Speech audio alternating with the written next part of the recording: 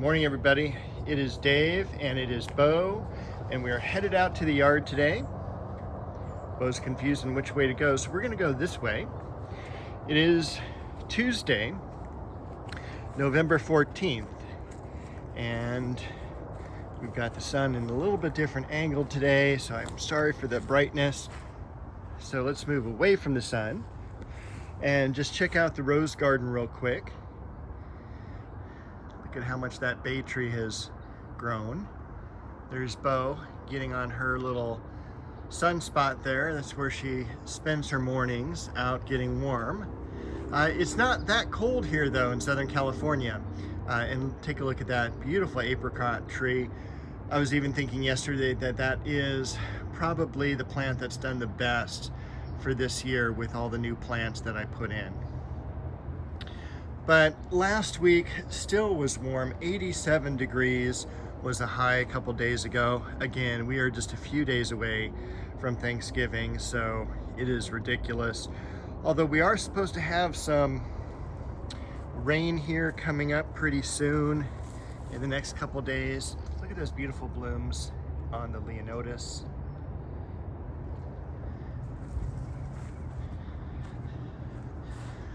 So I'm hoping the weather will cool down, but still nothing really too cold during the day. And look at that beautiful hemlock. This is Judy Garland.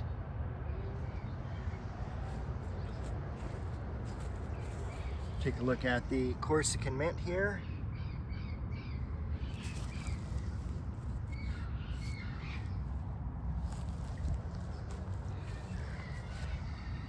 Got a dianthus or carnation bloom.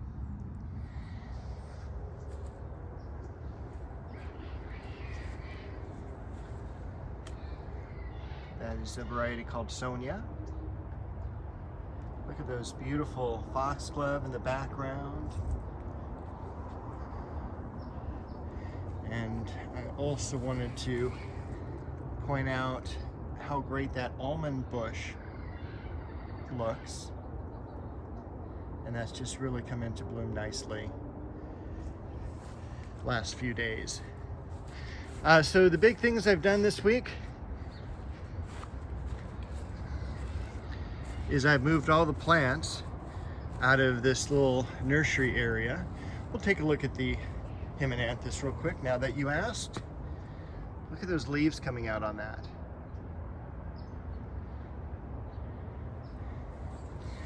But I want to start working in this area here, so I got all the plants out. I also bought a few more. You know, it's our sickness, whether we're book collecting, we always buy new books.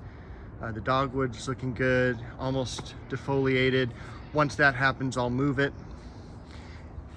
And then of course with us plant people, we're always buying plants.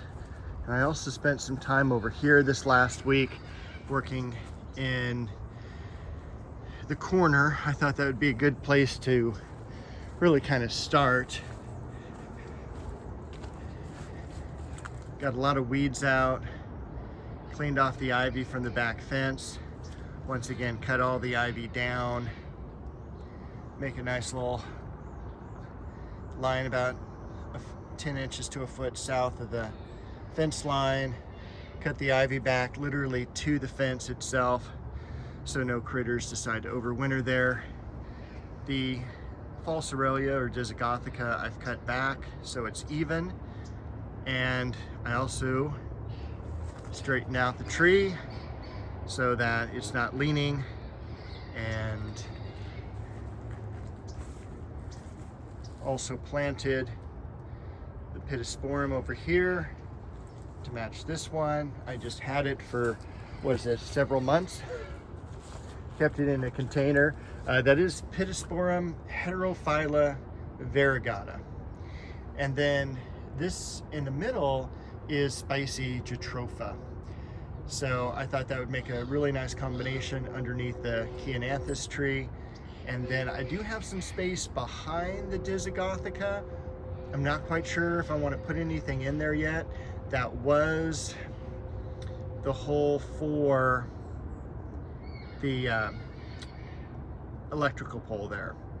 So I'm not sure if that soil is real viable or not, but we will probably check that out as soon as I can find a plant that would fit well.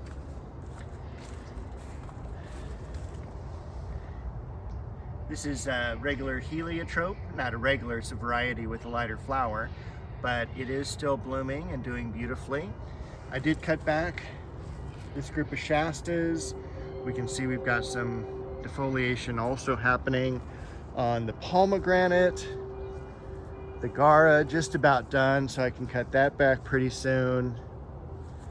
See the variegated geranium coming up through the weeds, as well as the columbine, that's the clover-like plant next to it. Some variegated alstroemeria coming up. The Dahlia looking good as always. Ajuga Burgundy Glow. Almost ready to prune the Japanese maple. This one, I normally get to prune that right around Thanksgiving. So it looks like it's right on time this year. This is the regular Pittosporum tabira. And still one bloom left on the daylilies there. Not just one, but one that's open this morning. The carex looking beautiful. I'm thinking about putting some carex back around the Chiananthus tree by the pole back there.